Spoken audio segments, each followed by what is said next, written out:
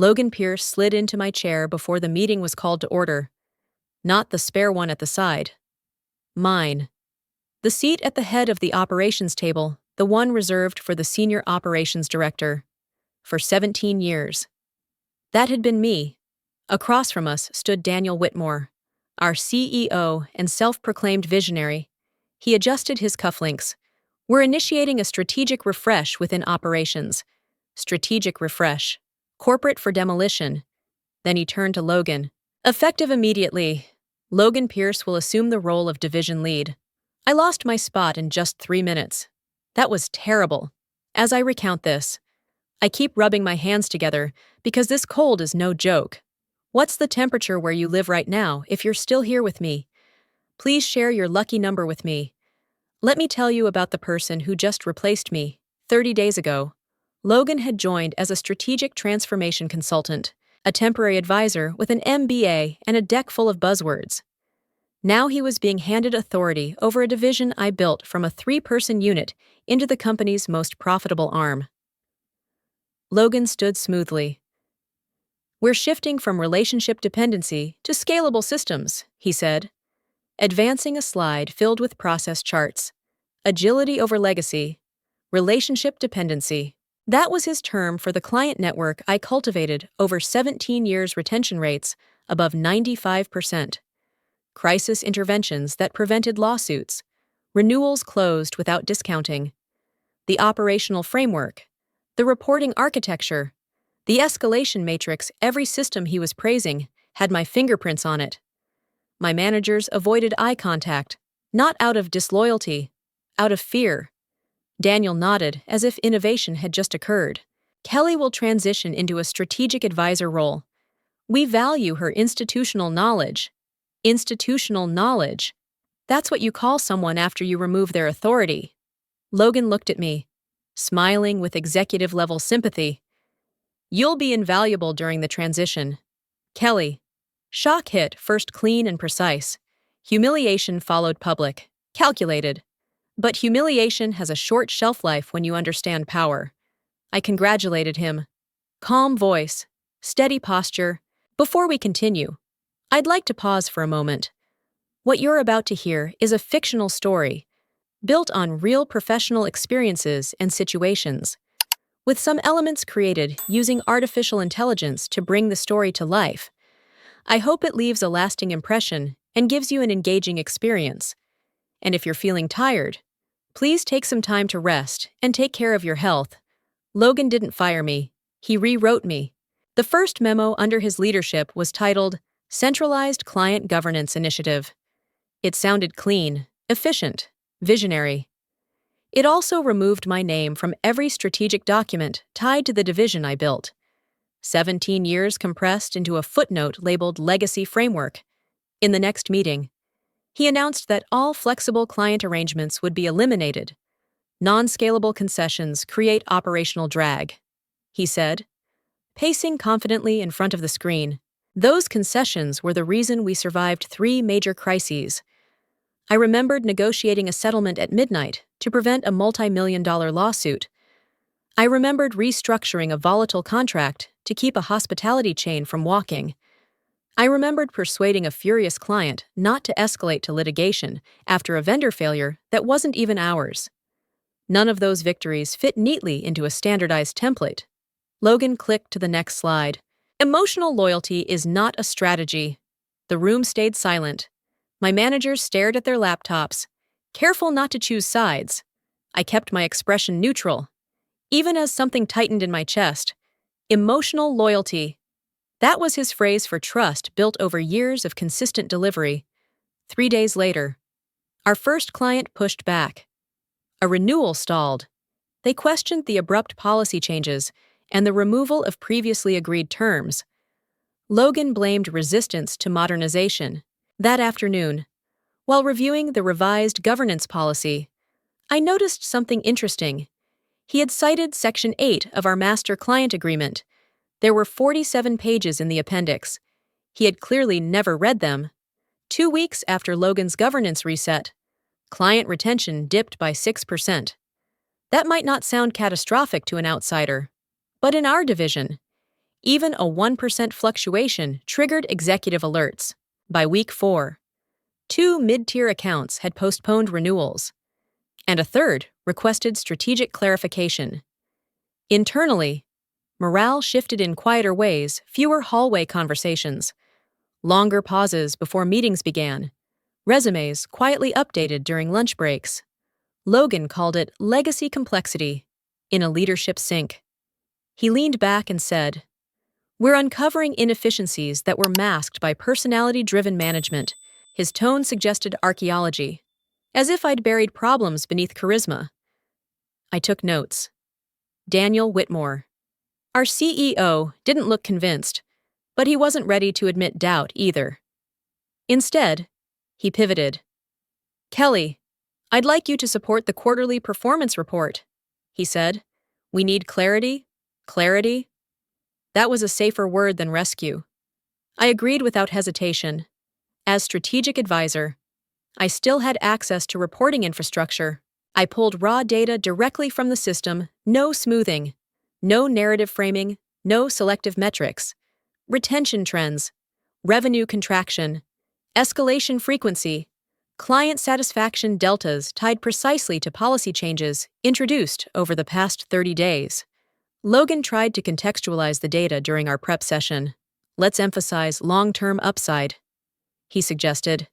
Tapping the slide deck, "Short-term volatility is expected during transformation." I nodded and left the graphs untouched. In the boardroom, I presented the numbers exactly as they existed. No adjectives, no spin, just trend lines and timestamps. Silence filled the room faster than any commentary could have. After the meeting, as executives dispersed, our CFO, Martin Kessler, lingered near the conference table. He waited until Logan stepped out before turning to me. His voice was low, measured. "How bad is it, really?" "Kelly," I met his eyes, steady and composed. "It's early," I said carefully, "but this," I added, tapping the retention slide, "is only the first crack." By the time the board meeting began, everyone already knew the numbers were bad. They just didn't know how bad. The first slide filled the screen in shades of red. Retention down 12% quarter over quarter. Revenue contraction in 2 major sectors. Escalations up 31%. The room shifted uncomfortably as directors leaned forward. Logan took the floor with polished confidence. "What you're seeing is short-term volatility," he began. "Transformation always creates temporary disruption. We're correcting structural inefficiencies that were previously hidden." Hidden! I watched Daniel Whitmore study the graph without blinking. "Temporary," he repeated, flatly. Logan clicked to the next slide. "If we project forward 6 months, standardized workflows will improve margin efficiency." "Projection," one board member interrupted, "doesn't offset current loss." The tension sharpened. Logan's jaw tightened. But he kept going. "We inherited a complex legacy system. Cleaning it up requires difficult adjustments." "Legacy system?" Daniel turned toward me. "Kelly, you prepared the raw data. Is this accurate?" I didn't hesitate. "Yes," Logan added quickly. "Context matters." It did. But not in the way he meant. I leaned forward slightly. "These numbers reflect strategic decisions. Nothing more, nothing less." Silence settled in heavy layers. No one asked me to elaborate. The charts spoke for themselves, after several minutes of strained discussion. Daniel exhaled. "We need stabilization. Immediately." He looked at me. "Kelly, I want you personally handling the Ferguson Hospitality and Northbridge accounts. Direct contact." "Today?" Logan's head snapped toward him. "That undermines the new reporting structure," he said sharply. "It preserves revenue," Daniel replied. The meeting adjourned without resolution. Outside the boardroom, Logan brushed past me without making eye contact. An hour later, an internal email circulated to senior managers. Subject line: alignment clarification. In it, Logan warned against informal influence channels and accused certain individuals of undermining leadership cohesion. He didn't use my name. He didn't need to. Logan didn't confront me directly. He reorganized me within days of the board meeting. My calendar access changed. Standing strategy sessions disappeared. My one-on-ones with division managers were reassigned for alignment. I was still strategic advisor in title, but functionally sidelined in the next leadership sync. Logan smiled as if nothing had shifted. To avoid mixed messaging, he said, all client communication should route through division leadership. Division leadership? Him. I nodded. I didn't argue. Public resistance would only confirm his narrative about legacy interference. Instead, I adjusted quietly. That evening, I reviewed every professional contact I'd cultivated over 17 years: CEOs, procurement heads, legal directors, relationships built on consistent delivery, not charisma. I updated my LinkedIn connections. I saved personal emails where appropriate. I didn't transfer proprietary data. I didn't violate policy. I simply ensured that if a conversation needed to happen outside corporate infrastructure, it could. Logan's isolation strategy relied on visibility. Mine relied on memory. Meanwhile, the conflict escalated externally. Ferguson Hospitality requested clarification on policy reversals. Northbridge postponed a renewal discussion. I met with both at Daniel Whitmore's request, always copying Logan on follow-up summaries. Transparent, professional, unassailable, after one call. Damian Ferguson stayed on the line after the formal agenda ended. "Kelly," he said bluntly, "if you ever leave, call me first." I paused, choosing precision over emotion. "I'm still with the company, for now," he replied. "But relationships don't belong to logos." That sentence stayed with me, internally. Tension grew sharper. Managers were being pressured to declare alignment, subtle but effective, in the break room. Conversations stopped when I entered. Not because they doubted me, because they feared being seen agreeing with me. I continued operating within my scope. Calm, methodical. Then came the first crack inside Logan's perimeter. Late Friday afternoon, I received a text from Martin Kessler. "Our CFO, did you know Alicia submitted PTO next week?" Alicia ran analytics. She was critical to quarterly forecasting. I did not. I replied. By Monday, rumors surfaced. Alicia had interviewed with a competitor. Logan found out by Wednesday. His reaction wasn't subtle. This is what instability creates. He snapped during a leadership call. Disloyalty. But loyalty isn't demanded. It's earned. And now, for the first time, Logan realized something had shifted beyond his control. If you agree that staying calm, protecting my network legally, and refusing to react emotionally was the smartest move. Drop a 2 in the comments. Your voice matters more than you think, and it shapes what stories we tell next. By the time Alicia's interview rumor reached Logan, I had already scheduled a different kind of meeting. My attorney's office overlooked the river, quiet and deliberately neutral. I laid out my employment agreement, amendment letters, and the non-compete clause Daniel Whitmore loved referencing whenever senior talent considered leaving. He read slowly, methodically, after 20 minutes. He looked up. They restricted you from joining a direct competitor in the same operational capacity. He said, they did not restrict you from forming an independent advisory firm that serves multiple industries. I didn't smile. So if I advise companies on relationship-based operational strategy, but don't replicate proprietary systems, you're clear, he replied. As long as you don't transfer confidential data. I never would. The following week, I filed incorporation paperwork, Bryant Strategic Advisory, LLC. Clean structure, advisory model, no direct overlap, no breach. Cold decisions don't require dramatic music, just signatures. I didn't announce anything internally. I continued performing my strategic advisor duties exactly as expected. But quietly, I had conversations, first with Alicia, then with Martin from finance, then with Claire, our director of client services. I'm not asking you to jump, I told them. I'm asking if you'd build something better. Claire didn't hesitate. If you lead it, I'm in. Alicia followed within 48 hours. I want stability, she said. Not slogans. Two department heads, committed, not poached, not pressured, just choosing. The final confirmation came unexpectedly. Damian Ferguson called late Thursday afternoon. No formal agenda, no small talk. "I've been watching what's happening," he said. "If you ever step out on your own, I want first right of refusal." "That's hypothetical," I answered carefully.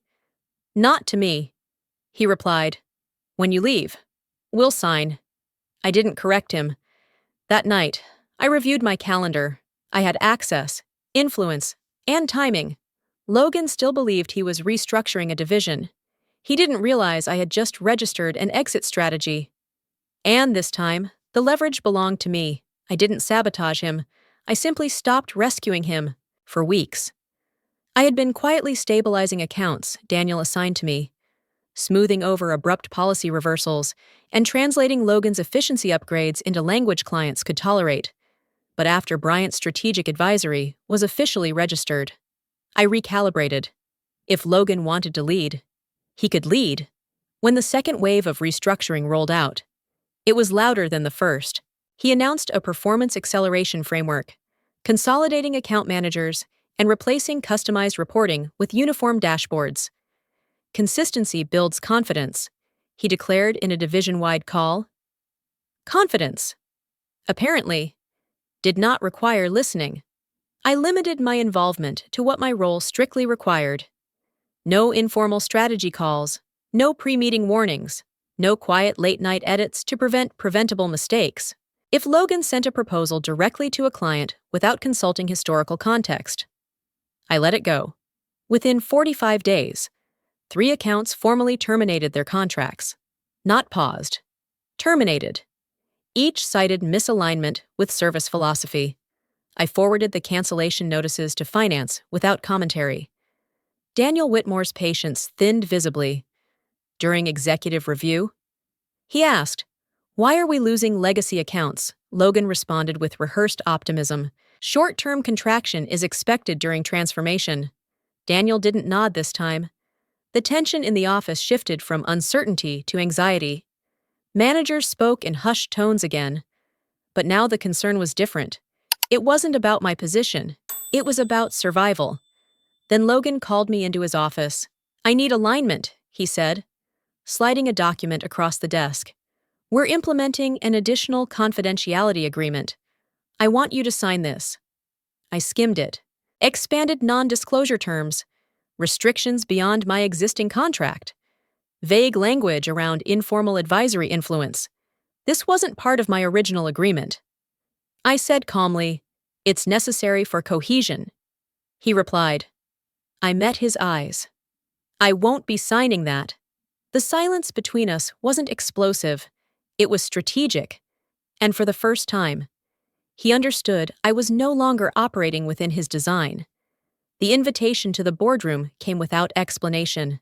Daniel Whitmore was already seated when I walked in, along with 2 board members and our CFO, Martin Kessler. Logan sat stiffly at the far end of the table. Unusually quiet, Daniel began carefully. "We've reassessed the division's leadership structure." That was corporate language for reversal. One of the board members leaned forward. "Kelly, the board would like to reinstate you as division director, effective immediately." I didn't respond. Daniel continued. "You would resume full authority over operations, 20% compensation increase, expanded discretionary control." Then, almost as an afterthought, he added, "Logan would report directly to you." Logan's jaw tightened, but he said nothing. For a moment, the offer hung in the air, authority restored, salary increased, hierarchy corrected. It was everything I had supposedly lost, everything except trust. I folded my hands on the table. "I appreciate the reconsideration." Daniel nodded quickly. "This restores stability." "No," I said evenly. "It restores optics." The room stiffened. I reached into my folder and placed a single sheet of paper in front of Daniel. "This is my formal resignation, effective immediately." Logan's head snapped toward me. Daniel stared at the page as if it were written in another language. "This isn't rational," he said. We're correcting the mistake. Recognition after collapse isn't leadership, I replied. It's damage control. Silence filled the room. Not confusion calculation. Martin cleared his throat. Kelly, are you certain? Yes. Daniel's voice hardened. And what exactly is your plan? I held his gaze. Bryant's strategic advisory is operational. Logan blinked. You already left. I prepared. I corrected. I paused just long enough. I've secured 5 clients to transition advisory contracts within the next 60 days. The temperature in the room shifted instantly. This was no longer about reinstatement. It was about loss.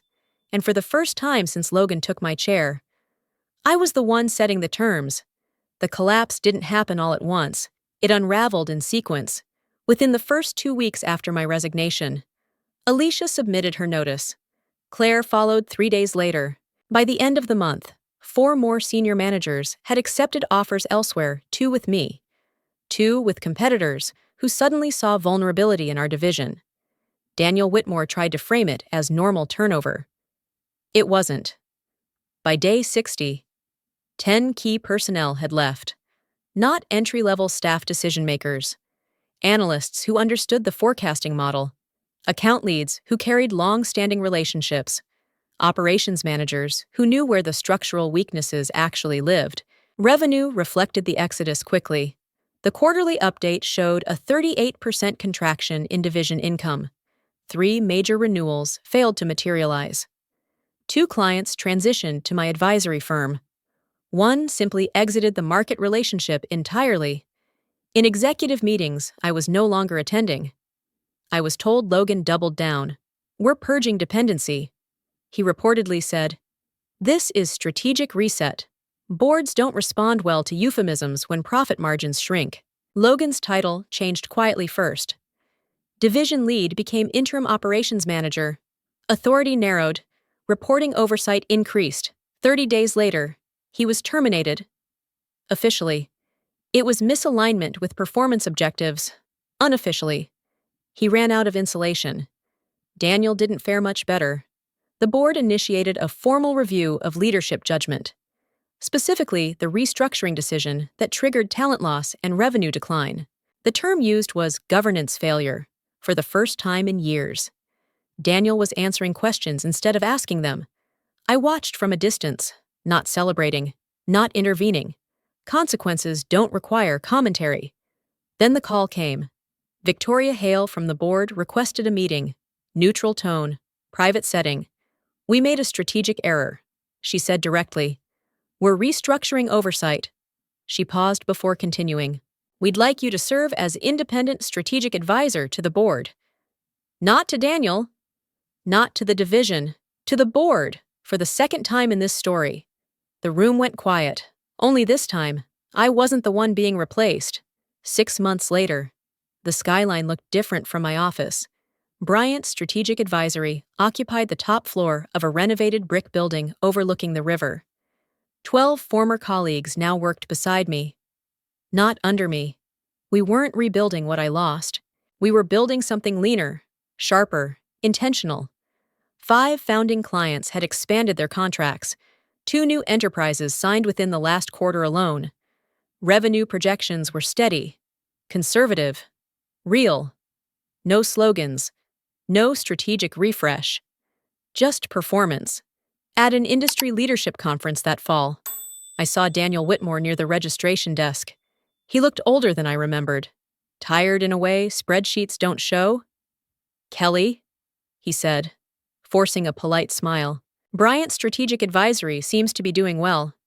It is, I replied evenly. He hesitated before adding, You could have stayed. There it was. Not apology, not accountability, just regret framed as nostalgia. I met his gaze without hostility. I didn't leave. I said, I outgrew. He didn't argue. Logan wasn't at the conference. Word travels quickly in our industry. After his termination, he attempted to reposition himself as a transformation consultant again. Market response was muted. As Daniel drifted back into the crowd, I felt something settle, not triumph, not revenge, resolution. because the real power was never the title on the door or the seat at the head of the table. It was the relationships. And relationships, unlike titles, can't be reassigned. Losing my title forced me to confront something uncomfortable if your value depends on a chair. It was never secure to begin with. What protected me wasn't authority, it wasn't salary, it wasn't even experience alone. It was relationships built patiently, ethically, and consistently over time. That kind of capital doesn't disappear when someone edits an org chart. There's a practical lesson here. Document your impact, understand your contracts, build networks that exist beyond a single employer, and never confuse silence with weakness. Sometimes the strongest move is restraint, letting decisions reveal their own consequences. Being replaced hurts, publicly, quietly, deeply. But pain can sharpen clarity. I learned that dignity isn't about fighting for a title. It's about choosing where your talent is respected. If you were in that room watching your role handed to someone less prepared, what would you do? Would you react? Or would you prepare? Would you cling to validation or build leverage? I'm curious, where are you listening from right now? If this story resonates, your engagement actually matters. A single subscription helps this message reach professionals who feel sidelined but don't yet see their options. A like or share might reach someone who's about to quit in anger instead of leaving strategically. When you comment, you're not just reacting, you're contributing to a conversation about resilience and smart exits. You're not just supporting a channel, you're helping someone realize they're not powerless. And sometimes, that realization changes everything. This story was fully created and produced by our team. We do not copy or borrow content from any other channel. Thank you for staying with us and listening until the end.